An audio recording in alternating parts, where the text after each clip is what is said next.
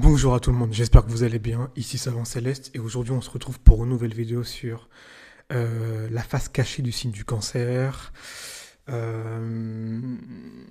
vais commencer. Alors le titre moi que j'ai mis c'est Quand la sensibilité devient prison. Vous allez tout de suite comprendre ce que je veux dire. C'est un des signes dont on se méfie le moins forcément hein, quand on parle du cancer.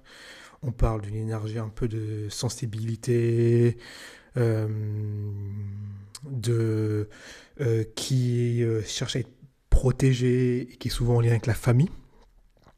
Mais on se dit pas en fait qu'il y a une face cachée derrière. Donc ici, je vais tenter de vous dire la face cachée puisqu'il y en a une et elle n'est pas des moindres. Hein, puisque c'est souvent les signes les plus entre guillemets paisibles, les plus calmes, qui ont les faces cachées les plus violentes, surtout les signes d'eau. Comme l'eau est très mouvant et très changeant, ça peut donner lieu à des comportements assez imprévisibles. Donc petite intro, donc comme je l'ai dit, hein, le cancer est souvent perçu comme quelqu'un de doux, empathique, etc. Mais très souvent, il y a une prison émotionnelle, il y a du chantage affectif, il y a de la dépendance affective également qu'on peut effectivement retrouver. Pour explorer, si vous voulez, la face cachée des signes et plus en profondeur, je vous invite à rejoindre l'espace interdit sur Patreon. Voilà, le lien est dans la description, donc vous pouvez y aller. Alors, on va analyser rapidement le côté un peu dark du cancer. Hein. Qu'est-ce qu'on peut retrouver rapidement alors, les traits visibles, hein, je fais toujours les traits visibles, ceux qui se voient de prime abord dans le signe du cancer. Généralement, on va retrouver de l'empathie, de la protection de soi et des proches, et forcément une forme de plus ou moins de loyauté. C'est-à-dire que quand je dis loyauté, il est très attaché à ses proches, aux siens, et donc ça va même plus loin que la loyauté, c'est vraiment de la surprotection en fait qu'on va pouvoir retrouver dans ce signe du cancer. Maintenant, dans la face cachée, hein, parce que c'est ce que vous attendez, quelles sont les faces cachées du signe du cancer hein, parce qu'il n'y en a pas, il n'y a pas qu'un peu hein, dans ce signe-là. On va généralement retrouver de l'hypersensibilité, donc prend tout personnellement. Généralement, c'est ce qu'on va retrouver dans le signe du cancer. C'est un signe qui est très susceptible. C'est un signe lunaire. C'est un signe d'eau. Donc, c'est un signe qui va être extrêmement susceptible à toute critique, à toute attaque. Euh, Même des paroles ou des choses dont vous n'avez pas forcément une portée négative, le fait que la Lune soit l'astre dominante du signe du cancer fait que en fait il peut naturellement le prendre mal. Donc c'est vraiment une hypersensibilité, hein. C'est vraiment un penchant qui est quand même assez négatif dans ce signe-là. Deuxième point, tendance à ruminer et à rester dans le passé. Le cancer est le signe de la mémoire. C'est le signe du passé, de l'histoire, du patrimoine. C'est le signe de Jupiter hein, en exaltation quand même. Donc tout ce qui va être de l'ordre euh, du sens, mais surtout du sens dans le sens l'histoire d'où l'on vient, nos racines, est très marqué dans le signe du cancer. C'est un signe d'eau, donc forcément que les émotions vont prendre le dessus, le ressenti, et donc forcément, tous ces éléments-là mélangés fait que c'est l'un des signes qui a l'une des meilleures mémoires du zodiaque, qui va beaucoup enregistrer ce que vous avez fait. Il va avoir tendance un peu à ruminer. C'est un peu comme si vous voyez de l'eau qui tourne en rond sur lui-même. C'est un peu ça, le signe du cancer, c'est que ça a tendance à rester sur soi, à garder un peu à garder les choses pour soi et à ruminer intérieurement. Troisièmement, difficulté à poser des limites. Et c'est ce qui peut générer forcément un ressentiment silencieux. Donc généralement, oui, le cancer a du mal à poser des limites. Euh, il a beaucoup de mal et généralement, ce qui se passe, c'est que quand la limite est trop dépassée, il va exploser. C'est un signe qui est cardinal, donc quand même très fort. Hein. Il démarre la saison de l'été, donc c'est un signe qui effectivement va avoir du mal à mettre des stops. D'ailleurs, on le voit comment? On le voit, on voit pour le coup, là, je vous renvoie vraiment vers ma vidéo sur les dignités astrologiques où vraiment j'en parle. Mais on le voit comment que le cancer a du mal avec les limites.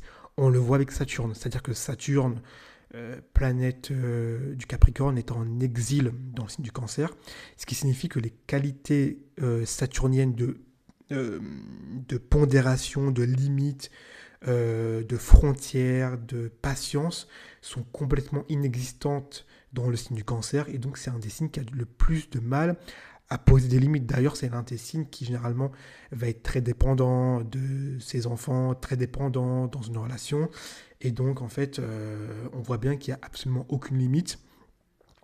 Et c'est cette absence, je vais y arriver, de limite qui fait que généralement, on peut tomber dans des dépendances affectives de toutes sortes.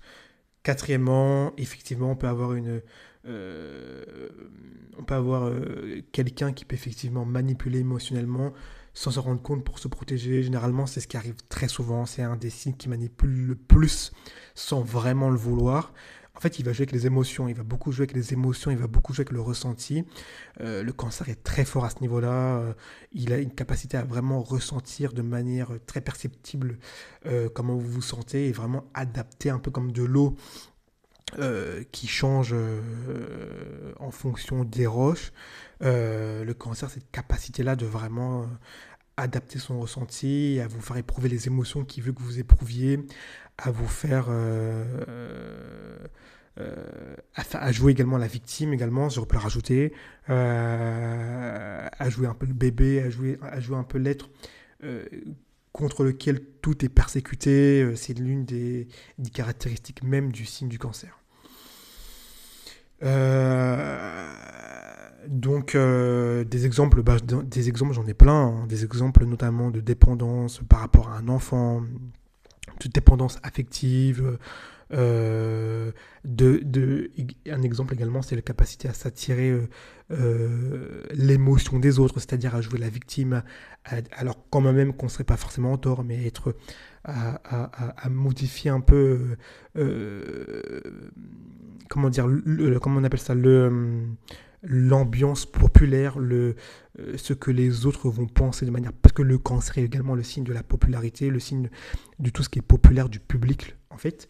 Et donc, il a cette capacité forcément à savoir ce que le public pense, ressent, et en fait, il va adapter ça pour en fait les faire s'allier à lui ou à elle, et en fait à gagner en fait leur approbation et en fait à vous persécuter vous en fait. Donc c'est une manipulation émotionnelle qui est très développée dans le signe du cancer. Il a cette capacité là qui est quasi innée, mais qui est très négative et qui est très dangereuse puisque ça peut faire aller très très loin. Je vous dis, c'est un signe d'eau.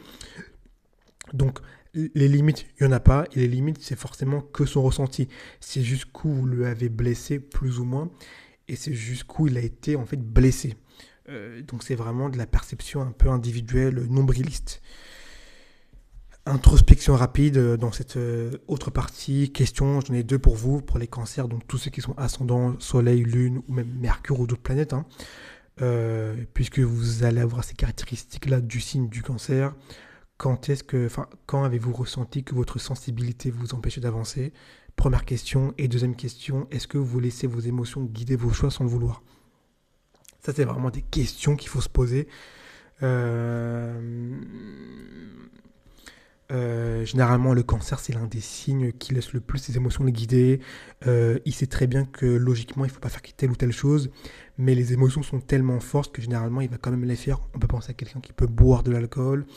On peut penser à quelqu'un qui a une addiction, qui va se laisser entraîner en fait par ça, parce que l'émotion prend le dessus. Pourquoi? C'est un signe qui est cardinal.